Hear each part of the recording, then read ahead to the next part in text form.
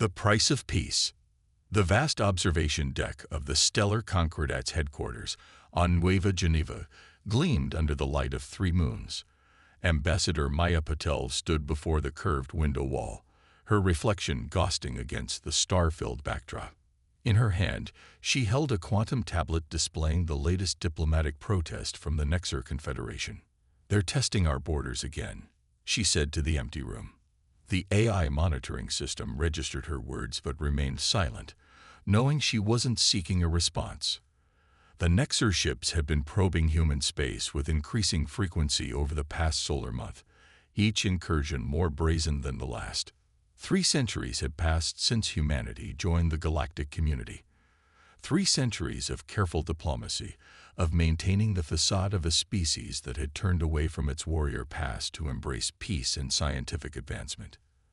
The other species in the stellar Concordat viewed humans as curiosities, a young race that had somehow skipped the typical evolutionary stages of aggressive expansion and military buildup. If they only knew. Deep beneath the surface of Mars, in a facility that didn't exist on any official record, General Sarah Chen reviewed the latest defense readiness reports.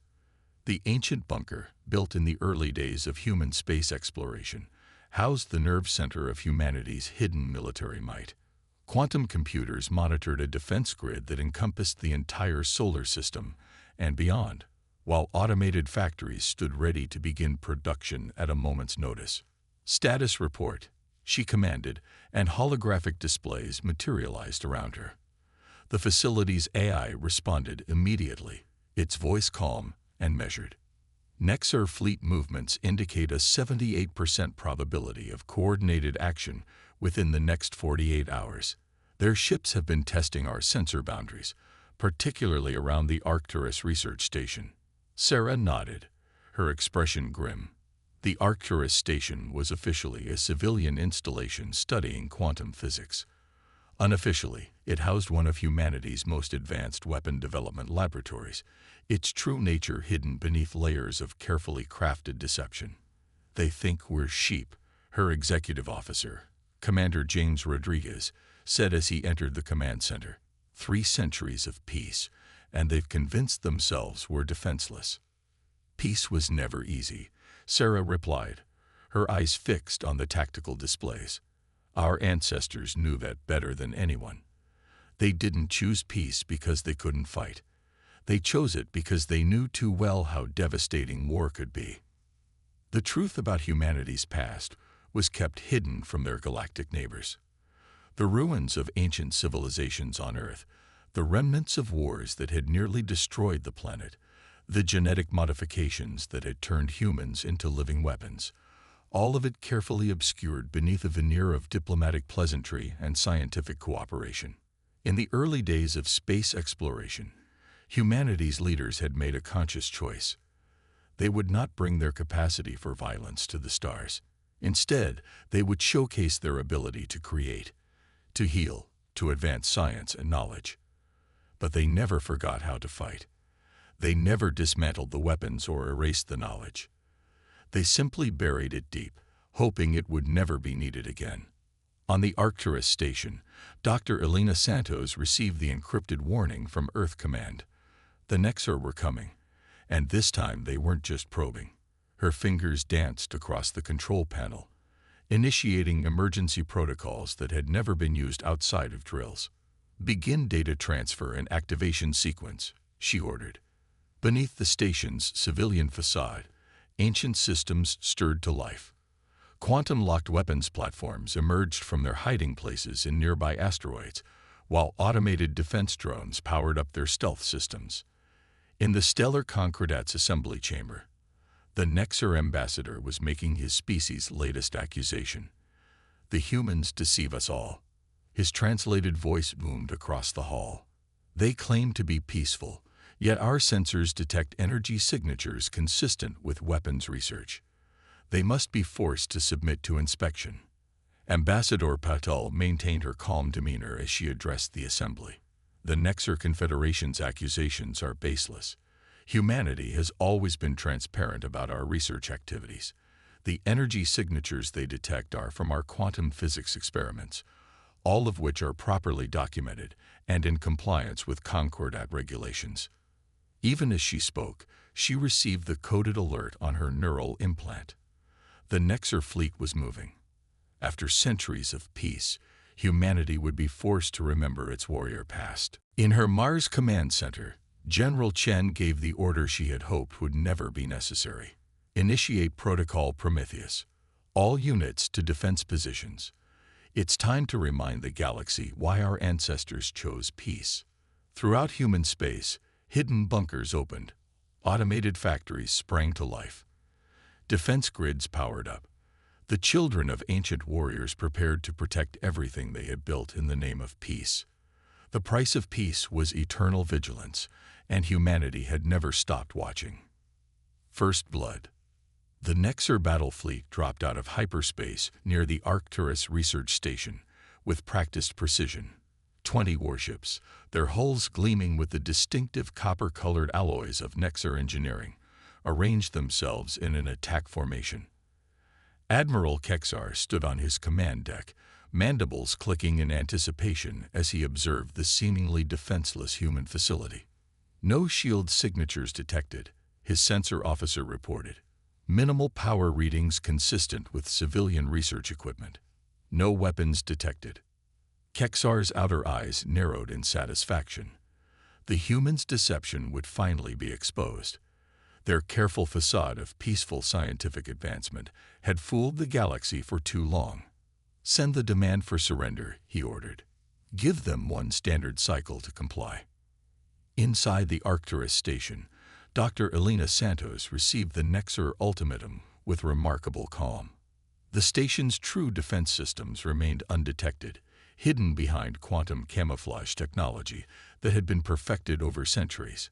She opened a channel to Mars Command. They're here, she reported to General Chen.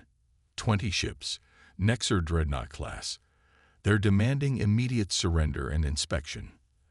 Acknowledged, Chen's voice came back, crystal clear despite the vast distance.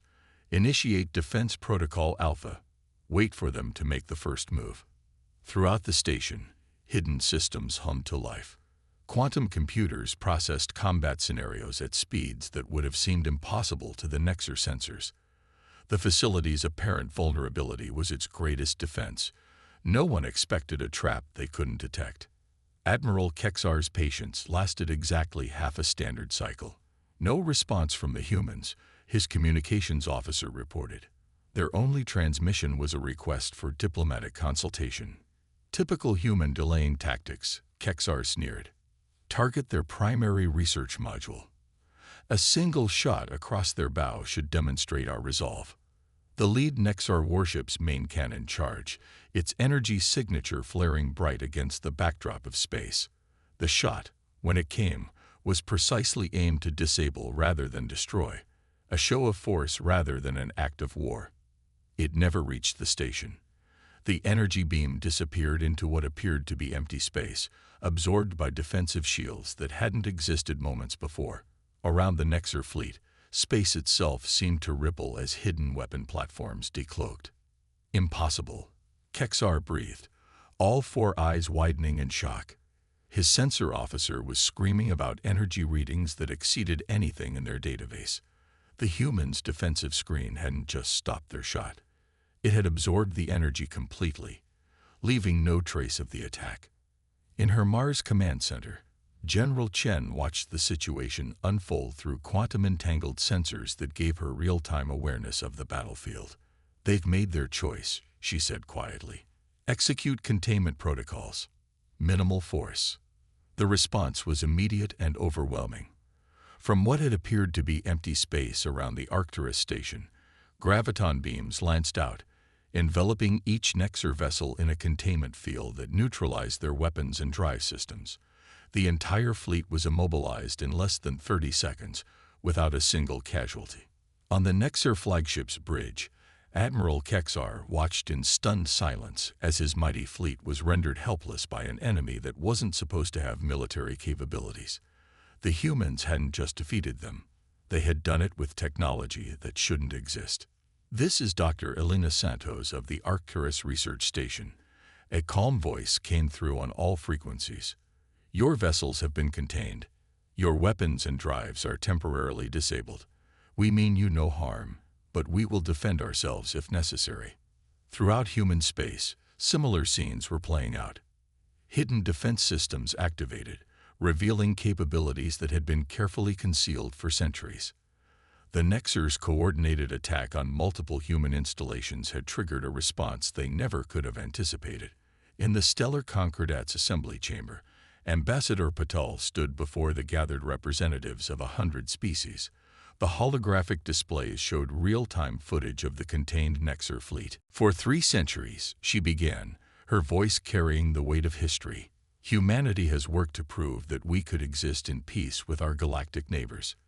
We have shared our medical knowledge, our environmental technology, our scientific discoveries. We chose peace not because we were incapable of war, but because we understood its cost. The chamber was silent as the implications became clear. The humans hadn't been defenseless. They had simply chosen not to demonstrate their strength until absolutely necessary. Back at the Arcturus station, Dr. Santos watched as quarantine fields surrounded each Nexer vessel. Medical scans confirmed that all crew members were unharmed, merely stunned by the sudden reversal of their fortunes. The containment fields weren't just holding the ships, they were actively preventing any attempt at self-destruction or weapons overload. The humans had planned for every contingency. Phase 1 complete, she reported to Mars Command. All Nexer vessels contained. No casualties. Awaiting further instructions. In her command center, General Chen nodded in satisfaction. The first test of humanity's hidden defenses had been successful, but this was just the beginning. The galaxy was about to learn why their ancestors had chosen peace, not out of weakness, but out of wisdom born from unimaginable strength. The ancient arsenal, deep beneath the surface of Earth's moon, in a facility that had remained sealed for centuries, automated systems responded to activation codes that hadn't been used since humanity's first steps into space. The lunar dust that had settled on ancient war machines stirred as production lines hummed to life. General Chen stood in the command center of the Lunar Archive, surrounded by holograms showing the full extent of humanity's hidden military capabilities. The facility dwarfed her Mars command post, stretching for kilometers through the moon's interior. It was humanity's best-kept secret, a repository of military technology that had been continuously updated but never deployed. The Nexer High Command has issued a general mobilization order, Commander Rodriguez reported, his face grim. They're calling the Arcturus incident an act of aggression. Their entire fleet is moving. How many ships? Chen asked, though she already knew the answer from the quantum sensor network. 2,000 vessels, concentrated in 5 battle groups. They're targeting every major human settlement and research station in the outer systems. Chen nodded, unsurprised. The Nexer were responding exactly as the behavioral models had predicted.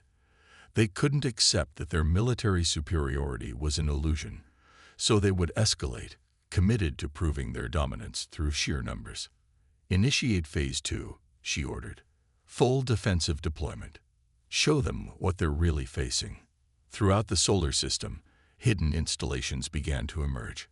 Artificial asteroids split open, revealing shipyards that had been producing vessels in secret for centuries. Gas giant mining stations transformed into fortress worlds, their atmospheric processors revealing themselves as planet-scale shield generators.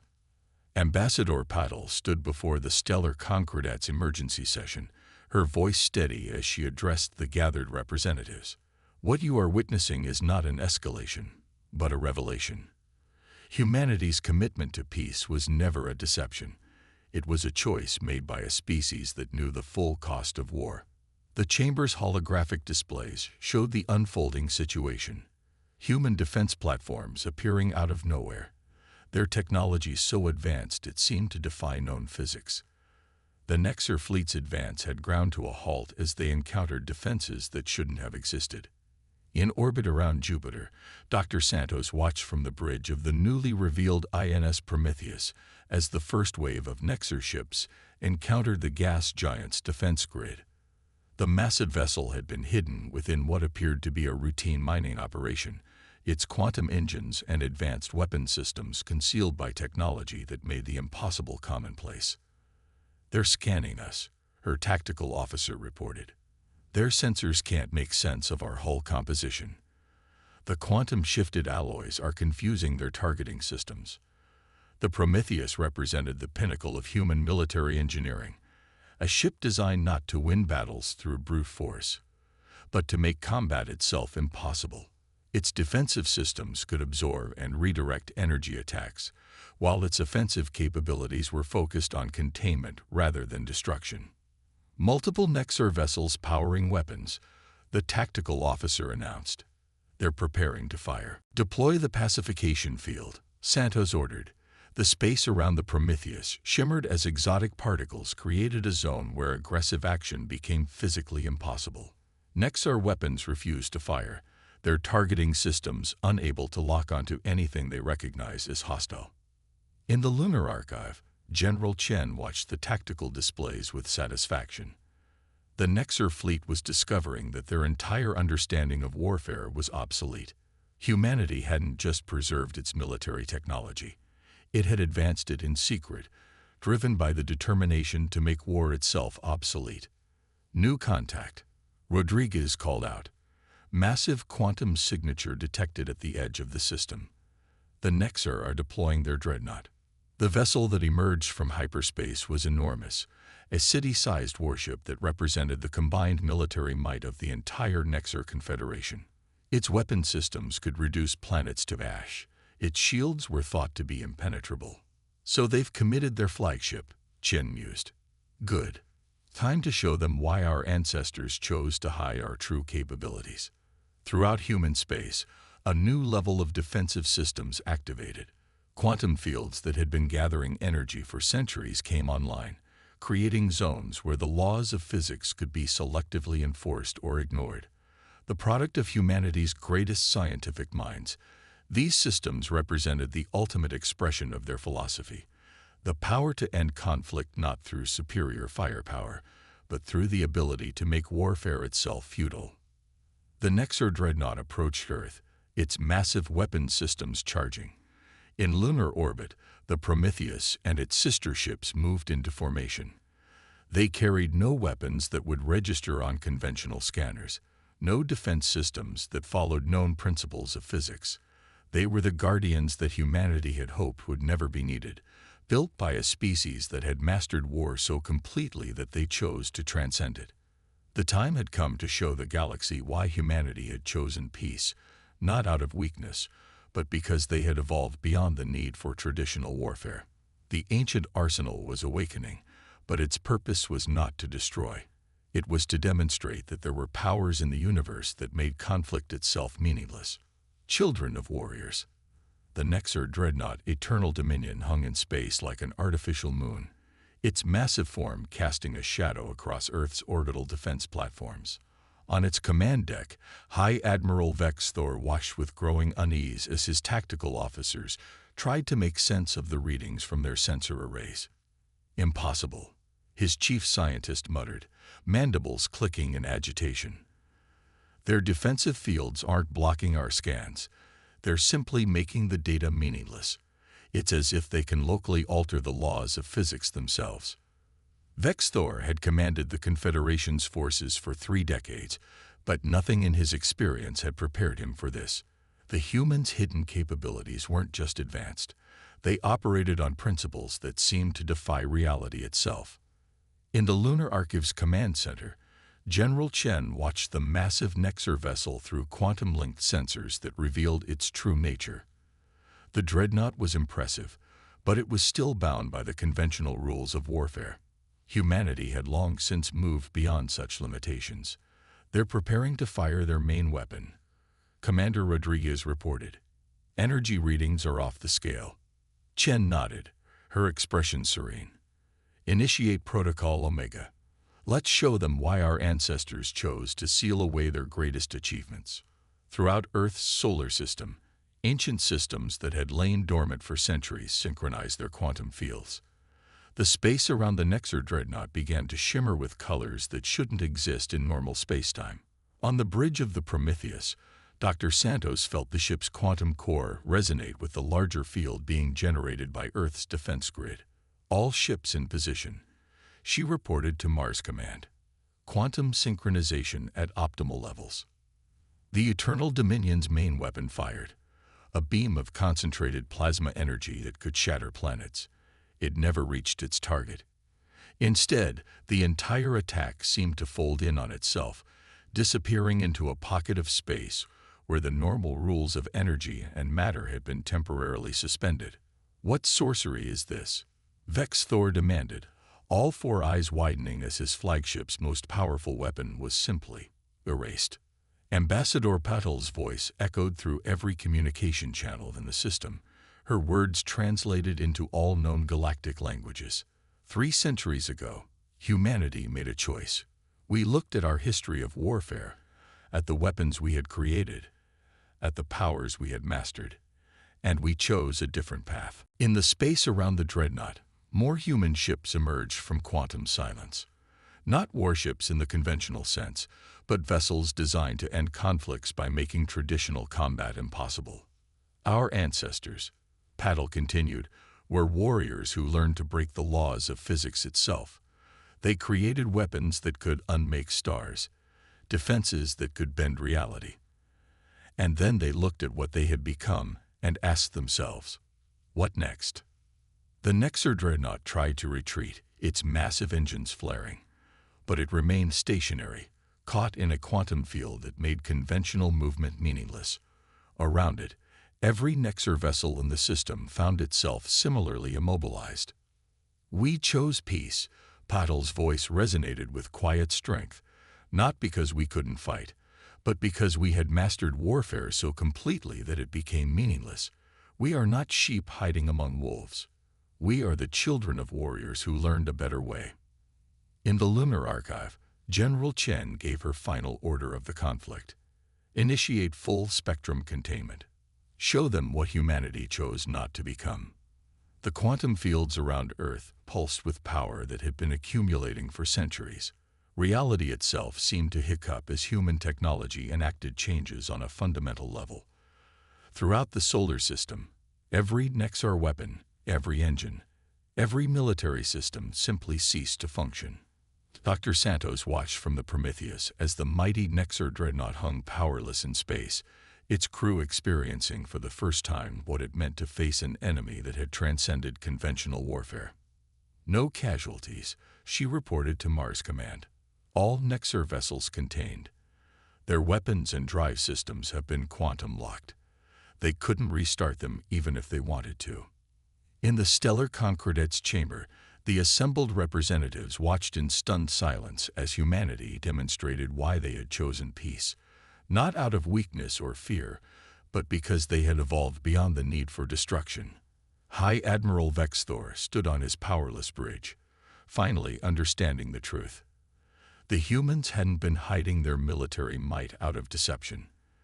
They had hidden it because they understood something that the Nexar, in all their martial pride, had forgotten. True power lies not in the ability to destroy, but in the wisdom to choose not to. The children of ancient warriors had remembered their heritage not to wage war, but to prevent it. And in doing so, they had achieved something far greater than military victory. They had proven that there was always a better way. A new understanding. Sunrise over Earth painted the stellar Concordet's observation deck in hues of gold and crimson. Ambassador Maya Patil stood beside High Admiral Vex Thor, both watching as the quantum containment fields around the Nexar vessels shimmered in the morning light. Your people could have destroyed us, Vex Thor said quietly, his translator struggling to convey the complex mix of emotions in his voice. Yet you chose to demonstrate power through restraint. Destruction is easy, Maya replied, turning to face the former adversary. Creation, preservation, peace. These are the true challenges. Our ancestors learned this lesson through millennia of warfare. We chose not to forget it. In lunar orbit, the Prometheus maintained its vigilant watch as the controlled release of Nexar vessels began. Each ship was being returned to its crew, weapons, and drive systems restored under careful supervision. Dr. Santos monitored the process from her bridge, noting how the Nexar crews seemed almost reverent in their handling of their restored vessels. "They're beginning to understand," she communicated to Mars Command. "The quantum locks we placed on their systems, they're realizing those could have been permanent. We chose to give them back control." General Chen stood in the now fully revealed lunar archive, its vast chambers no longer hidden from the galaxy's eyes. Representatives from every major species had been invited to tour the facility to understand both humanity's capabilities and their choices. "These halls contain enough power to reshape the galaxy," she explained to the assembled diplomats. "Our ancestors built weapons that could unmake reality itself, but they also built this archive to remind us of why we chose another path." The tour moved through sections showing the progression of human military technology, from ancient nuclear weapons to quantum phase disruption fields. But it was the final chamber that held the greatest impact, a vast historical database documenting Earth's wars, the billions of lives lost, the civilizations destroyed. "This is why we chose peace," Chen continued, gesturing to the displays. "Not because we couldn't fight, but because we learned there was always a terrible price for victory through violence." In the Stellar Concordat's main chamber, a historic session was underway. The Nexar Confederation, led by a chastened but wiser leadership, was proposing the new Galactic Treaty, one that would recognize humanity's role not as a potential threat, but as guardians of a hard-won peace. Ambassador Patel addressed the assembly. "Humanity's decision to hide our military capabilities was never about deception. It was about giving peace a chance to flourish without the shadow of fear. Now that circumstances have forced us to reveal our true nature, we propose a new way forward." The treaty that emerged would reshape galactic society. Humanity would share some of their defensive technologies, not the reality-altering weapons, but the systems designed to prevent conflict, to make warfare inefficient and pointless. In return, the galaxy's species would commit to a new era of cooperative development. On the Prometheus, Dr. Santos received the final reports from her quantum sensors. The last Nexar vessel had been released from containment, its crew forever changed by their experience. "All ships have cleared the solar system," she reported. "No signs of hostile intent. They're learning." Deep within the lunar archive, Commander Rodriguez worked with his team to begin the process of resealing certain sections. Humanity's most powerful weapons would return to their quantum-locked slumber, a reminder of what they could do but chose not to. "Keep the defensive systems active," General Chen ordered. "But the planet killers, the reality warpers, those go back into storage. We're guardians, not conquerors." As Earth's second sunset of the day painted the sky in deeper hues, Ambassador Patel stood again at her observation window. The Nexar ships were visible only as distant points of light now, heading home to spread the word of what they had learned about humanity. "We are the children of warriors," she whispered to the stars, "but we choose to be the architects of peace." In the decades that followed, the galaxy would enter a new golden age. Species that had once eyed each other with suspicion learned to cooperate under the protective umbrella of human quantum defense technology.